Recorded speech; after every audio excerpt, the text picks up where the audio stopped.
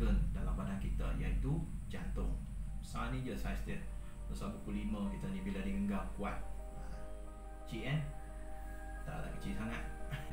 Tapi hari ini kita tidak akan belajar berkenaan dengan jantung. Kita akan belajar berkenaan dengan sistem pengangkutan, iaitu bab 1 dalam biologi tingkatan 5 yang akan juga menyentuh berkenaan jantung di pertengahan bab nanti. Cuma hari ini kita akan fokuskan tentang kepentingan sistem pengangkutan terlebih dahulu.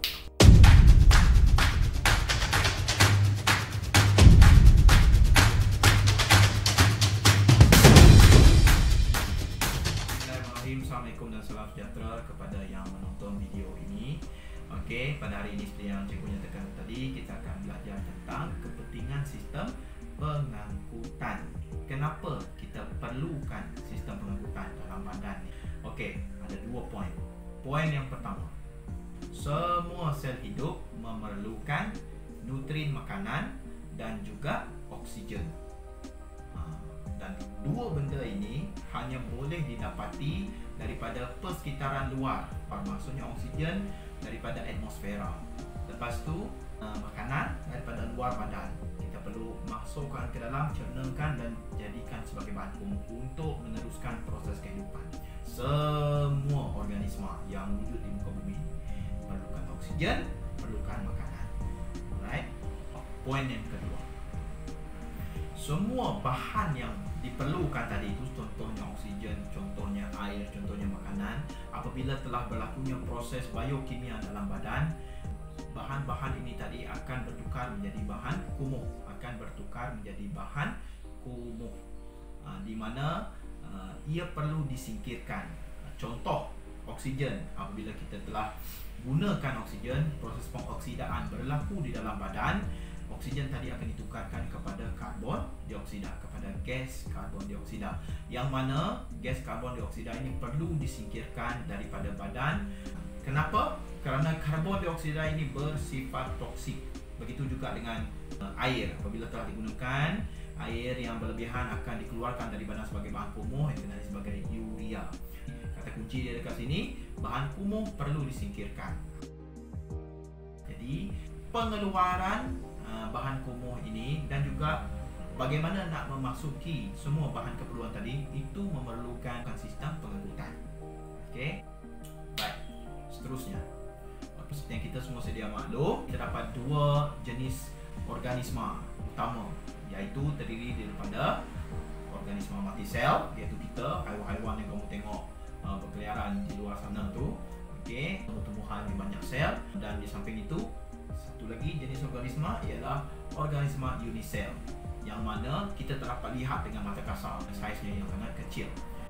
Dalam konteks sistem pengangkutan ini, organisma unisel mempunyai kelebihan jika dibandingkan dengan kita organisma multisel. Okey, hal ini kerana saiz dia sangat kecil, jadi automatik dia akan mempunyai jumlah luas permukaan perisi padu yang besar.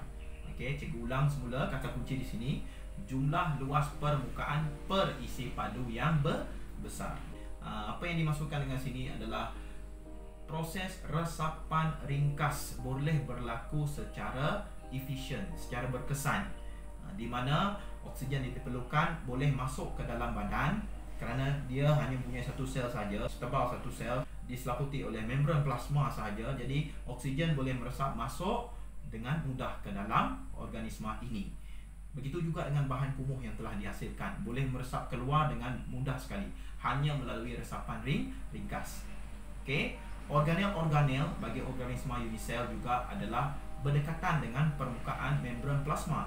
Jadi pertukaran gas ini tadi, pertukaran bahan kumuh ini tadi boleh berlaku dengan efisien sekali.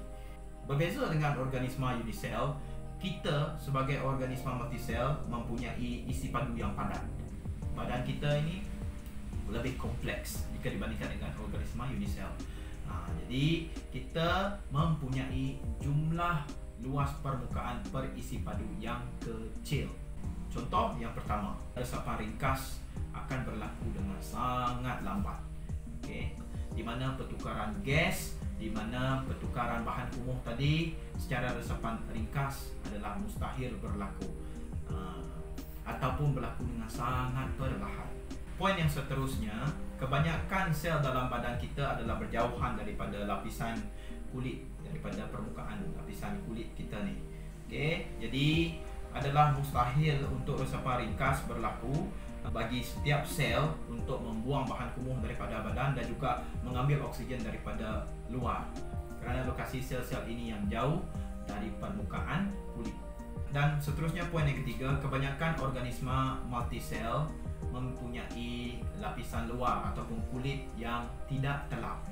Ini untuk mengelakkan kehilangan air yang banyak.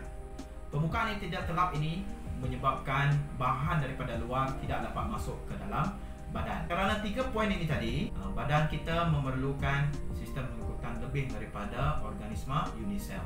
Sistem unisel adalah sangat ringkas, manakala dalam badan organisma multisel yang sangat kompleks, kita lebih memerlukan sistem pengangkutan.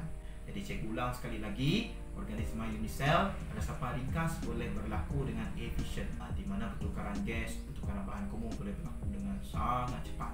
Okey, berbanding dengan organisma multisel, kita nak mengambil oksigen daripada luar dengan melalui reservoir ringkas adalah mustahil, kerana jumlah luas permukaan perisi padu kita adalah sangat kecil. Jadi mustahil reservoir ringkas memadai untuk memenuhi keperluan bahan-bahan yang cikgu sebutkan tadi, seperti oksigen, air untuk masuk ke dalam badan dan juga bahan kumuh untuk keluar daripada badan.